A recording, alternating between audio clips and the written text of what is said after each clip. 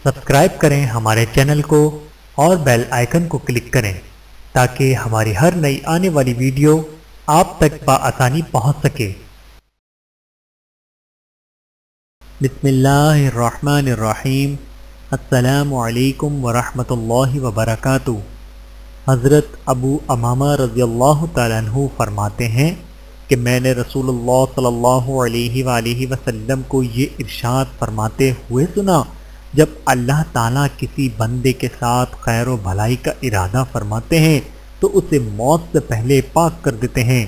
सहाबा कराम रिज़वानुल्लाहि ताला अन्हुम ने अर्ज़ किया, या रसूलुल्लाह सल्लल्लाहु अलैहि वसल्लम, बंदे को पाक करने का क्या मतलब है? आप सल्लल्लाहु अलैहि वसल्लम ने इरशाद फरमाया, इस बंदे के दिल में नेक अमल का ख्याल डाल देते हैं और फिर नेक अमल करते हुए उसे मौत दे देते हैं। बहवाला तिबरानी शरीफ। पाक बाजी और पाक दामनी कायम रखें। पाकीज़ा रिश्ते आसमानों पर बना दिए गए हैं। हम सब किसी न किसी की अमानत हैं।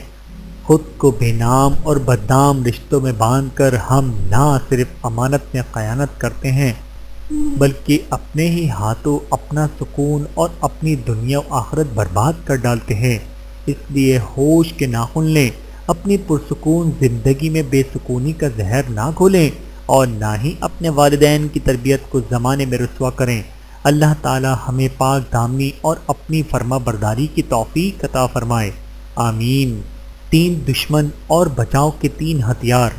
याहया बिन मुआज़ रहमतुल्लाह फरमाते हैं, इंसान के 3 दुश्मन है।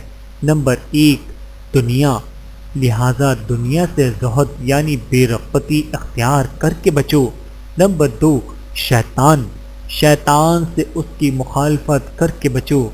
नंबर 3 उसका नफ्स और नफ्स ख्वाहिशात छोड़ने के ज़रिए से बचो। अल्लाह ताला हम सबको समझने की और अमल करने की तौफीक अता फरमाए, आमीन सुम्मा आमीन। वीडियो देखने का बहुत शुक्रिया।